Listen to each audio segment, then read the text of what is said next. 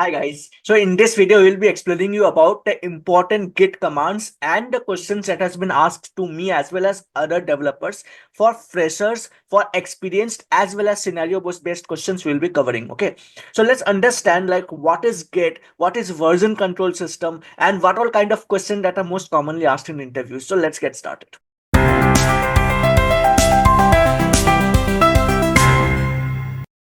I hope you can see my screen now. So let's understand some of the Git commands. But before understanding that, let's understand what is version control system and why we are making use of Git. Okay. So let's understand it step by step. So first and foremost thing that we have to understand is the version control system.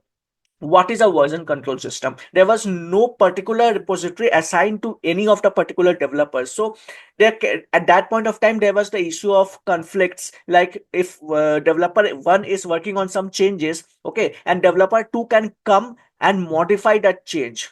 Okay, it may happen. Okay, and if developer 1 is pushing the change and then developer 2 is trying to take a pull, so there can be some merge conflicts. There are a lot of problems that may occur. Okay, so previously there was like a centralized version control system. Okay, so there was one version control system and that was being used spread across multiple developers. Okay, but now there is a distributed version control system which is happening. Okay, so first of all, let's understand about version control system. Okay, so version control system is nothing but it's a software tool that helps software team manages the entire changes to the source code whatever they are writing. So the people are writing code, right? So all the developers are working upon some kind of functionalities. So it is particular to the functionalities which has been assigned to that particular person. So there are various user stories, right? So each and every developer is assigned with certain stories and they are working on those stories by taking the pull of the latest changes, and then they're creating their branch and then they are making their code changes, right? So this is the pattern which is being followed currently. So that helps, that version control system helps to understand like what is the latest change happened in the current version of the Git of for that particular project. Okay, so understanding of this entire version control system is very much beneficial whenever you move ahead with any changes, because there are like n number of developers currently working and then there can be n number of developers coming ahead in future and joining you in your project. So there needs to be a particular version maintained, like in this version what all changes were happened and previous versions what all changes were there. Okay, so those all track records needs to be maintained so that in future it doesn't create any kind of problem while doing the scalability of your project. I hope you got the clarity on this, right? So this was about version control system. Okay, so what are the advantages of using version control system? So there's a complete long-term history of every file which has been written into the project. So in a project there can be n number of classes in a particular package, right? There can be n number of packages in within one package, there can be n number of classes or interface. So if one developer is making one change around 5 years back, so after that also there can be multiple set of changes, right? Like every day some of the other changes keeps on going on in a particular project. So there needs to be a track record maintained for each and every versions which has been written by a developer based upon their user stories. Okay, so with the help of this version control system it helps to maintain the history of the changes which has been applied on that particular classes for that project. Okay, this is one of the advantage. Second advantage is there is a feature of branching and merging strategies. Okay, so for that what is happening, people are creating their own branch, okay,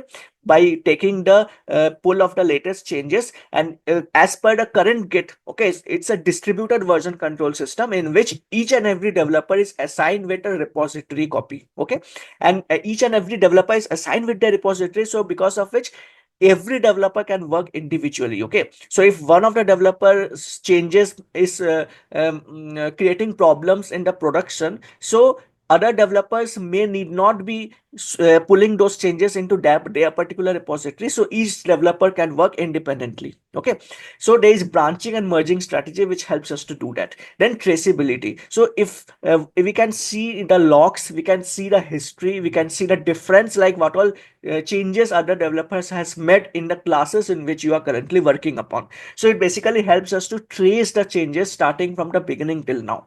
Okay, so traceability advantage is also helpful whenever we are moving ahead.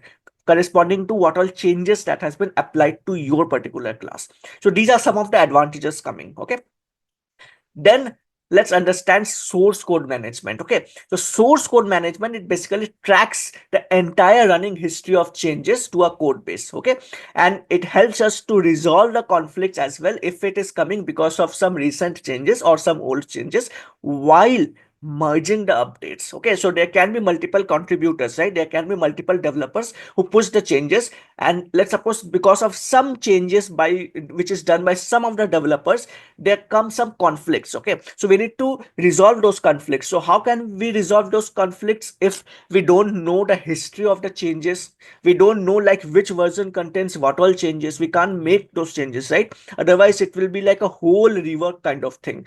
All developers, whatever they have worked upon, we need to rework on all those changes, so it becomes very much tedious and time taking, right? So to resolve this problem, basically SCM came into picture. So it tracks the entire history of code changes which has been written by all the developers out there, and it will try to work upon those changes, so that it will just tell you like these were the changes which were there now, which are there now, and these are the changes which are done by developers. So it will clearly state you with the help of like head and merge. Okay, so it will show you like this is the current change, this is the future change which is going to get merged, so which one you want. Okay, so it will just store the history of all those changes so that you can resolve the conflicts. Okay, so it's very much beneficial in version control system.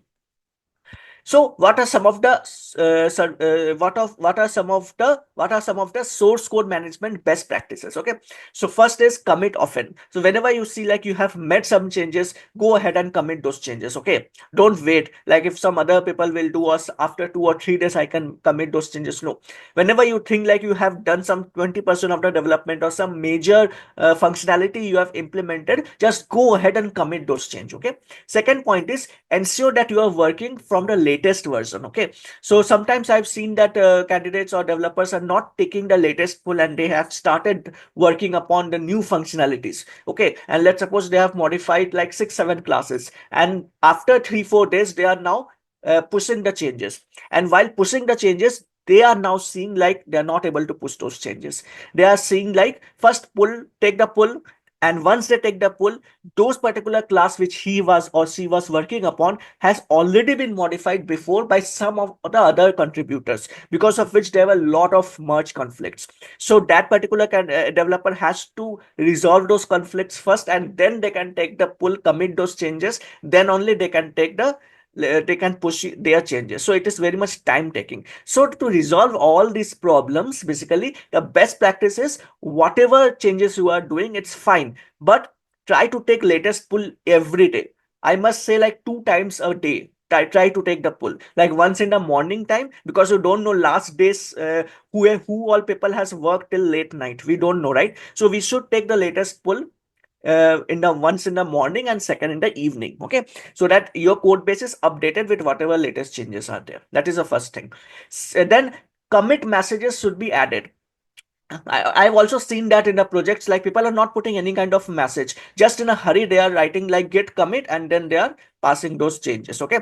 Then what are happening in future? Like people are not aware of like what is this changes all about. Okay. Some person has contributed something. Okay. Some person has made some changes, but the code looks very complex and other person is not understanding like what's the importance of this code, what does this code do. So for that we need to write one liner message like git commit -m. We can pass the message with the Jira ID. Okay, so sometimes if we don't put Jira ID, no, it will be like a pre-receive hook declined. Okay, so some hook has been created in Git by the top level management team.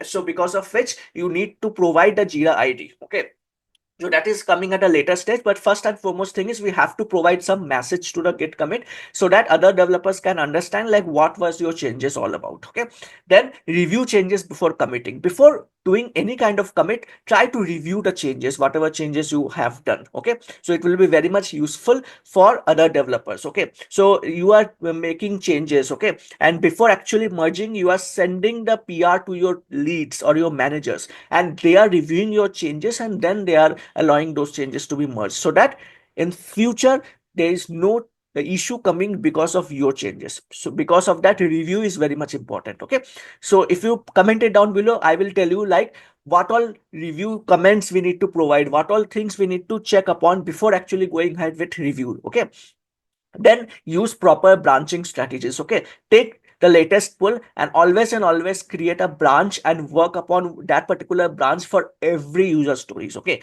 don't work on same branch for all the stories, always create a different branch. Okay, take out the get branch of that particular take out a feature branch of that particular repository and then work upon that. Okay, so these are some of the best practices that we should work upon. I hope you got the clarity on this. Then let's understand now what is a Git. Okay, so we have already discussed about the centralized version control system. Okay, but what about Git? Okay, Git is not a centralized version control system because there were a lot of problems associated with that, right? So there were multiple developers working on the same class, and then it, it became like a lot of conflicts it might come. Okay, so each and every developer need to have their own set of repositories, a copy of those repositories where they can push change, commit change, pull the change, sync with the original repository. So those all things should happen. So to resolve those kind of problems and to support the developers hard work so that they don't waste their time in all these things, so Git comes with distributed version control system where each and every developers are assigned with certain repositories. Okay, where they can merge change, they can make change, they can push change, they can pull change. These all things they can do. Okay, without disturbing other developers contributions. So it is a kind of distributed version control system. So there is one version, within that there are two parts, centralized and distributed. So it's distributed is currently which is in high demand. Okay, which is in being mostly used by all of the company's projects. So first feature within that is feature branch workflow. So if you observe this, there is a feature branch which has been created which can be directly merged to the main branch. So what does it do? So basically a developer takes the latest pull, okay, and then they create one feature branch out of it, and then that feature branch, whatever changes he or she needs to do, they do that, and then they commit those changes, push those changes for review. The PR is raised, PR once it's reviewed, and then that feature changes gets merged into the main branch or whatever is the main branch over there. Okay, so this is the feature branch workflow which is currently being worked upon.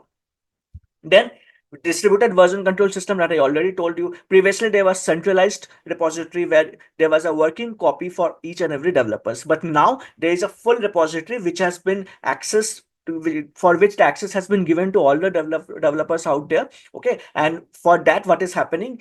Each and every developer has the copy of it. Okay, of the repository, entire repository. Okay, and each and every repositories they can just fork it and then they can work on it and then they can push that changes to the main repository. Okay, so for each and every developer they can create their own repository now, which is the basic advantage of distributed version control system. Okay, another feature is of for pull request. Okay, so what is a pull request, by the way? So pull request is nothing but it's a way to ask another developer to merge some of the branches, like one of your branches, into their repository. Okay, so let's suppose you have created one feature branch out of that main repository, you have modified something, you have made those changes, now you want those changes to get merged into the main branch. Okay, so before that you need to take a pull of it, right? Because some other person has let's suppose made some changes.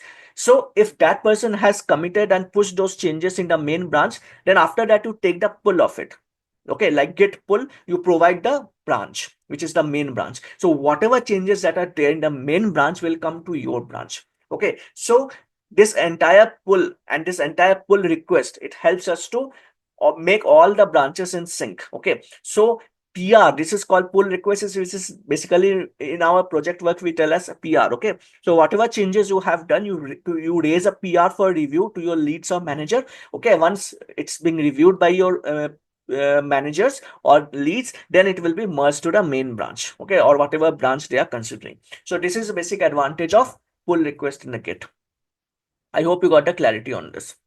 Then it will be having a faster release cycle. Okay, so these are the capabilities which facilitates the agile workflow architecture. Okay, where each and every developers are encouraged to share small changes like more frequently. What is agile methodology? It's like that only, no? So if one developer is making some change, it needs to be pushed.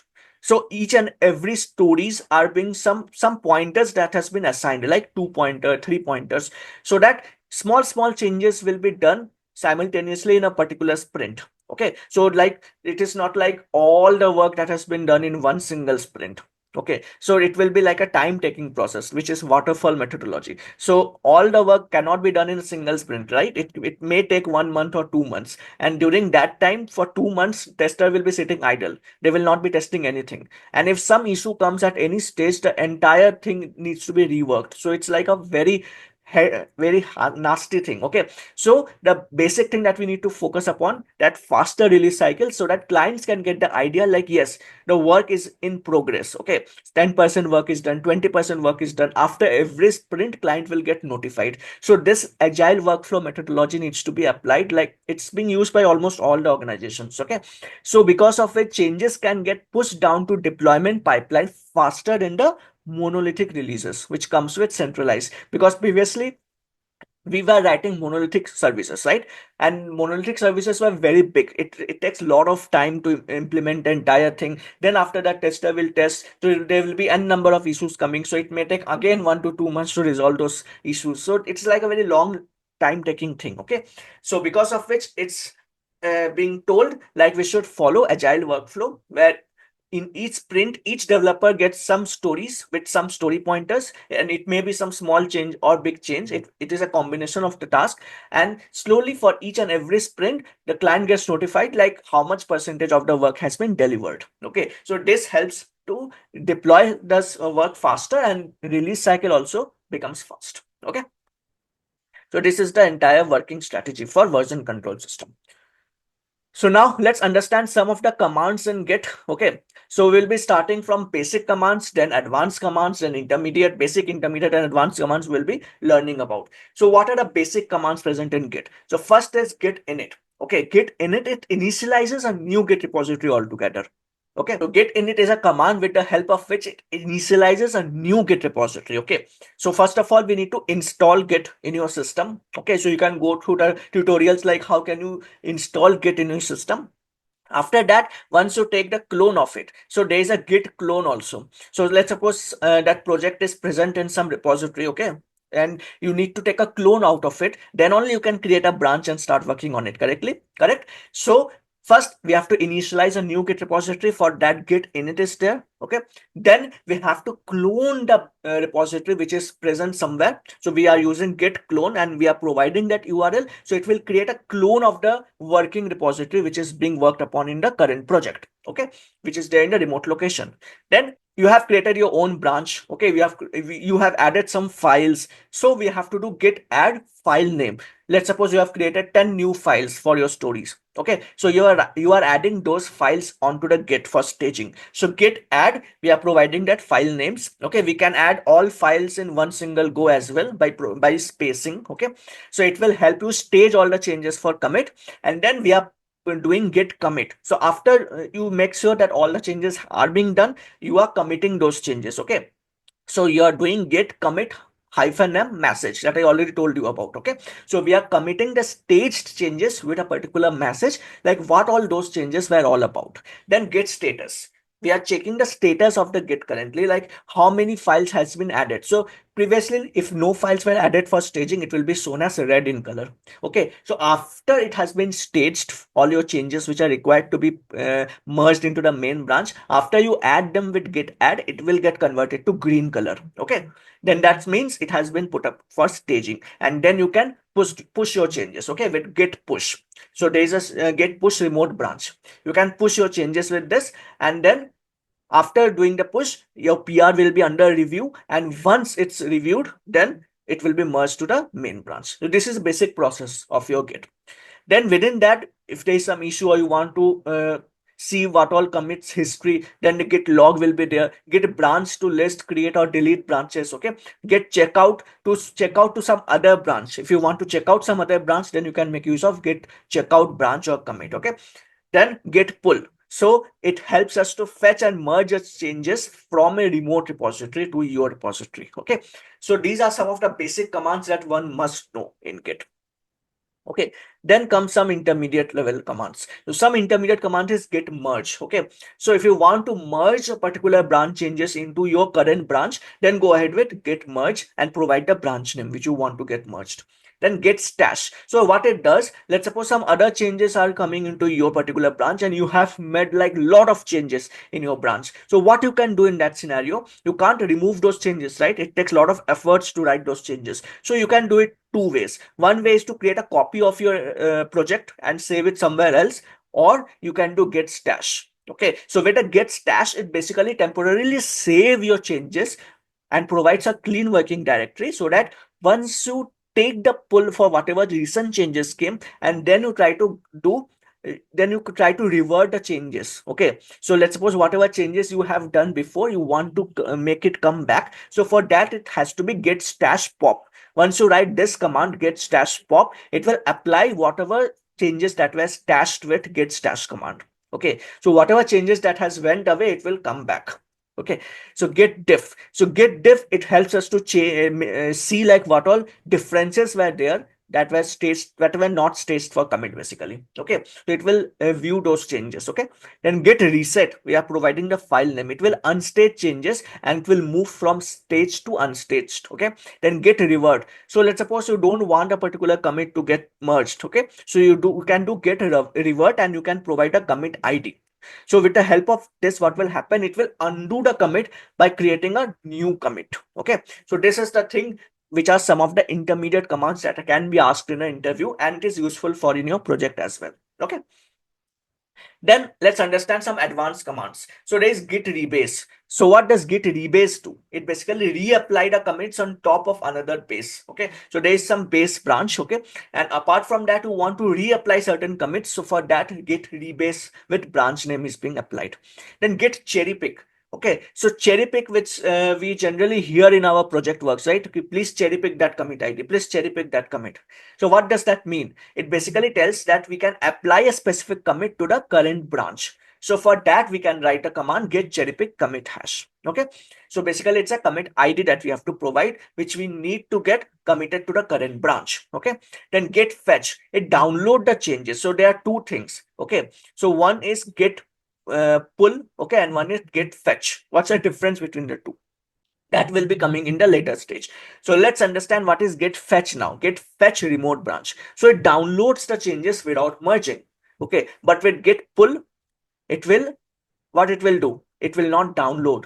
Okay, so get pull, basically it will download the change as well as it will help you merge with your current branch. Okay, so get fetch, it doesn't do merging, it will only download. But get pull will download the change also, and it will merge also to your current branch.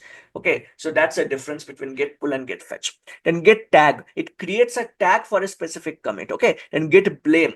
So get tag, get blame, get reflog, these are not asked much, but you should have an idea of it so that it can ask. Okay, so you should be knowing what does these commands do. Okay, so get tag, it creates a tag for a specific commit if you want to provide certain tag.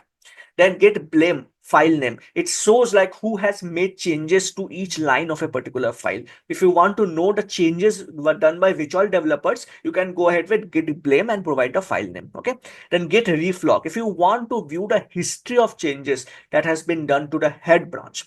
Okay, so for that we can make use of this command get reflog. Okay, then get clean -fd, so it remove the untracked files or the directories. Get bisect, it finds the commit that introduced a bug. Okay, so let's suppose you don't know like why that issue is coming in your particular branch after taking the pull.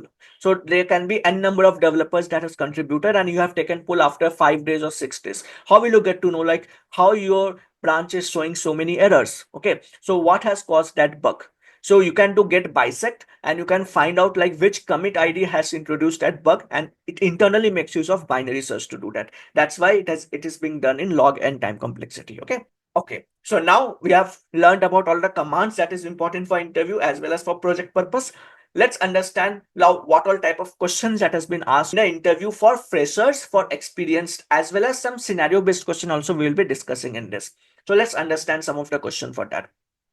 First question that we already discussed, get pull versus get fetch. Okay, so get pull, it fetches the changes from the remote and merges them into your current branch basically. Okay, and get fetch, it only downloads the change, it will not merge your changes to your current branch.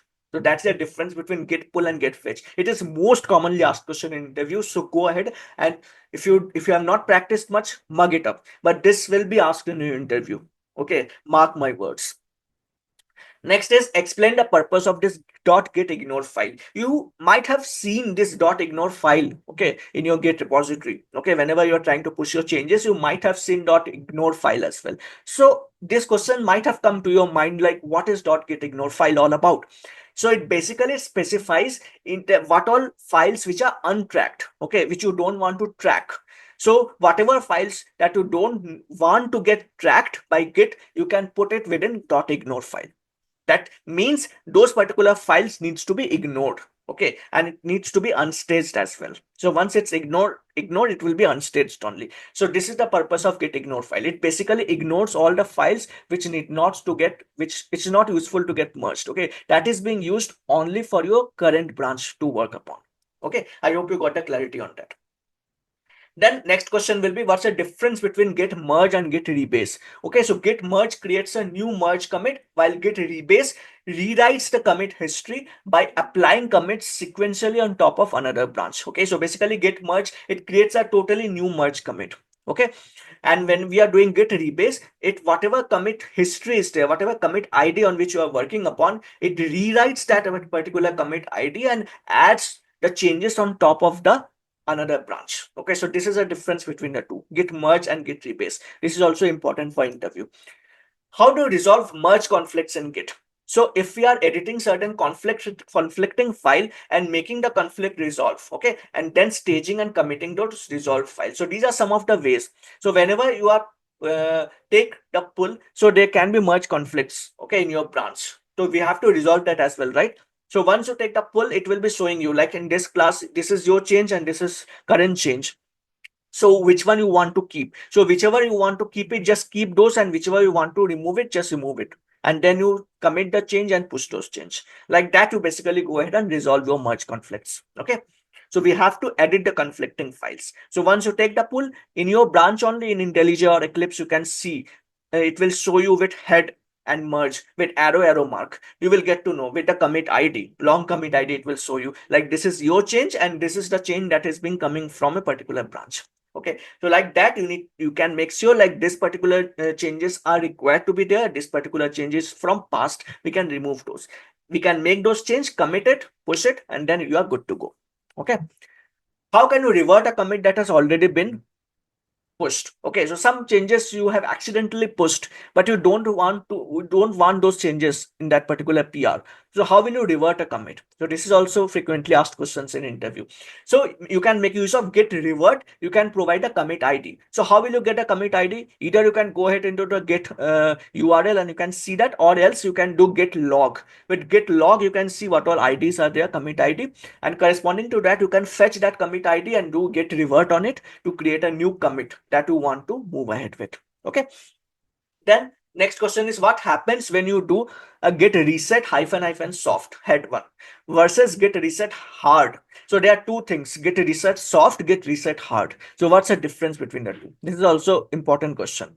So whenever we are doing hyphen soft, from the name itself, you are getting to know like it will not discard all your changes. It will just move the head pointer. Okay, but it will keep all your changes as staged. Okay, but it will just move the head pointer so that whatever recent changes you did, it will be moved. Okay, and head pointer will be moved to the original commit. Okay, but if you are doing git reset hyphen hard, in that what it will do, it will move the head pointer what is being done by soft. Okay, but it discards all changes in the working directory. So in the current working directory, you might have done a lot of changes, so it will discard all those changes. Okay, so this is a difference between the two. So you should make sure like which command you are using and why you are using. If you are using accidentally git reset hyphen hard head one, all the changes will be rolled back to your previous change and the pointer will now move to head pointer, head position. Okay, so this will create a lot of problems. So let's suppose you have taken 2 days to complete a task, all those work will be rolled back. So you should be very much careful. If you are not sure, if you want to experiment, try to create a copy of your project of on which you have worked upon. Okay, and once you do that, then only you will be helpful. Okay, otherwise if everything is gone, again you have to do rework. So if you are not sure about commands, try to create a copy of your current project, whatever changes you have worked upon. Okay. I hope you got a clarity on this, right? Next. So let's understand some interview questions for experienced. Okay. So what all experienced candidates can face questions. So first question is, what's the difference between get stash save and get stash apply? So first understand what is get stash. Get stash is basically temporarily removes those changes from your current working directory so that you can take the pull and again you can reapply your change with get stash pop. Okay. That we have worked, that we have already learned about before, right? So now let's understand get stash save versus get stash apply. So get stash save, it stores your uncommitted changes temporarily. So let's suppose you have made some changes which are not committed, okay, and you have taken the pull. So there may be a chance that all your changes can be gone, okay, once you merge. So if you do get stash save, so whatever changes are there in your working directory, which are uncommitted, it will get saved, okay, temporarily. Okay, later you can get it back with get stash apply. So it reapplied those changes to the current working directory. Okay, so after taking the pull, if you think like your changes are also needs to be there, you can do get stash apply. So this is a difference between the two. I hope you got the clarity. Next, what's the purpose of get rebase and how is it different from get merge? Okay, so get rebase, it reapplies a commit from one branch onto another, which creates a linear history of all your changes. Okay, so it reapplies whatever commits were there, okay, from one branch to another branch. And get merge, it combines the changes from two merge. Okay, so if one is reapplying commit from one branch to another one is combining the changes from the two branches. It combines the change from the two branch, but it preserves the individual commit history. So individual commits has their own histories, right? So it will preserve those commit history, but it will merge the changes from two branch, which results in a merge commit. Okay, so it will commit those merges into one particular branch, okay, from two branches. So this is basically get merge, but it preserves the individual commit branch. So this is a difference between get rebase and get branch.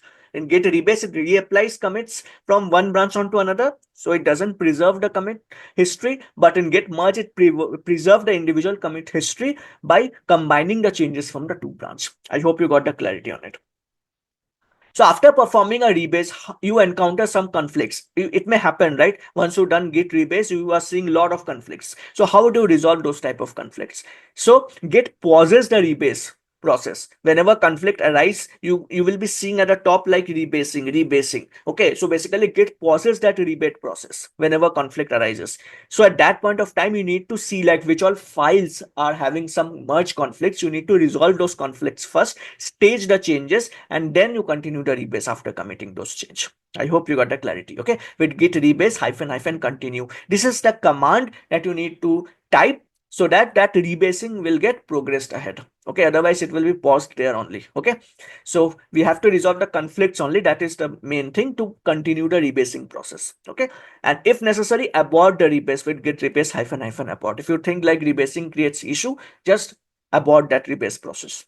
So this is the entire rebasing thing. Okay, next, what is git squash? This was asked to some of my mentees. Okay, so this is also very important for interview. What is git squash? Git squash is the process of combining multiple commits into one particular branch commit. Okay, so let's suppose there are multiple commits and you don't want to have those many commits in your particular branch for a PR. So it will create a lot of confusion. What all these commits are all about. So you can do git squash and you can combine which all commits you want to get combined into one commit ID. Okay, so this is the advantage of using git squash, and it is typically used during the interactive rebase. You are doing git rebase hyphen I to clean up a branch commit history before merging into the main branch. Okay, so for interactive rebase, git squash is being used. Okay, then how can you squash multiple commits into one? So you can do git rebase hyphen I head n.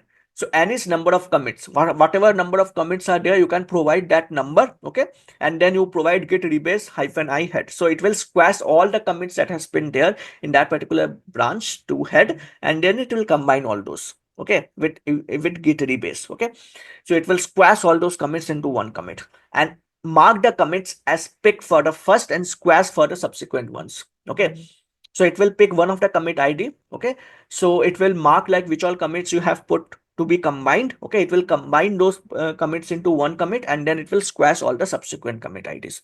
Okay, So this is important for interview. How to squash multiple commits into one. So you should remember this command: git rebase hyphen I head n. Okay, so n is the number of commits basically.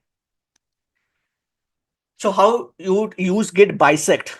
So git bisect we have learned about, right? To find a bug in a specific commit. Like n number of developers are contributing something. So you need to know like which particular commit ID is creating issue. So you can do git bisect start, okay, and mark the current commit as bad and known good commit. Then let git perform a binary search. Git will do the binary search by testing all the intermediate commits, and it will help you know like which particular commit ID is a buggy commit. Okay.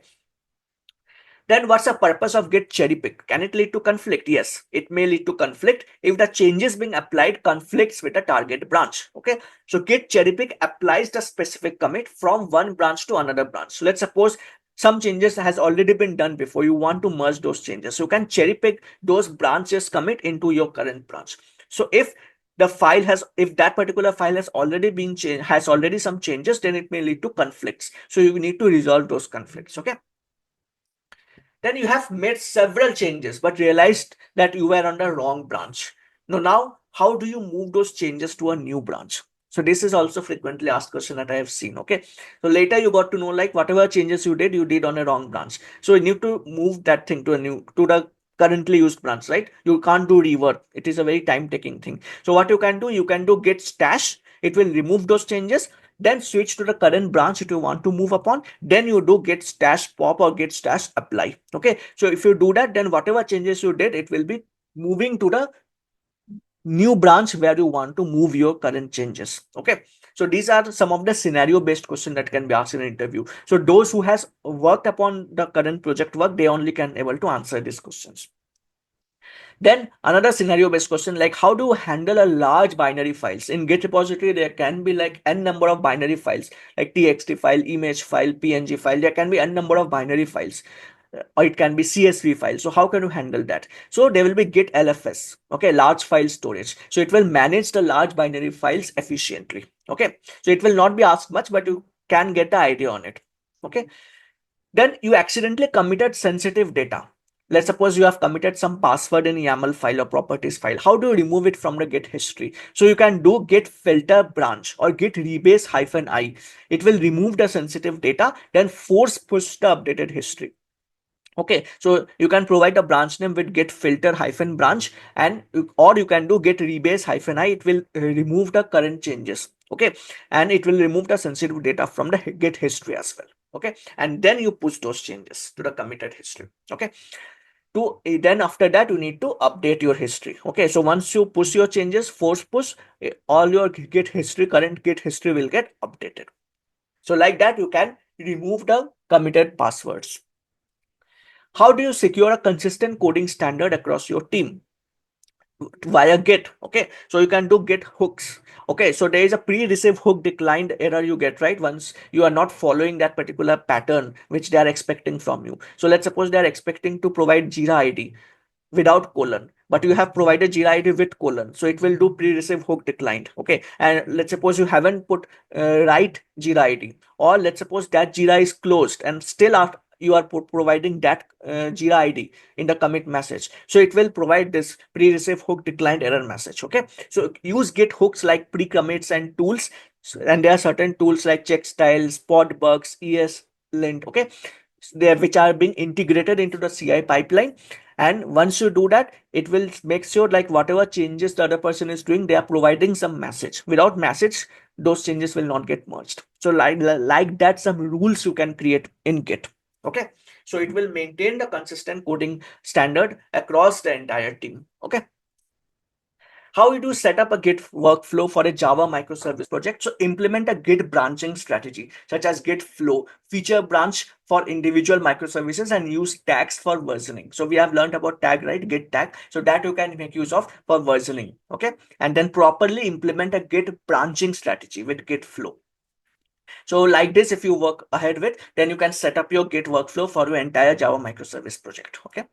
Then how do you use Git to manage dependencies in a Java project using Maven or Gradle? So there are some questions which combines Git and build automation tools like Maven or Gradle. So these kind of questions can come. Okay. So dependencies are managed via pom.xml, right?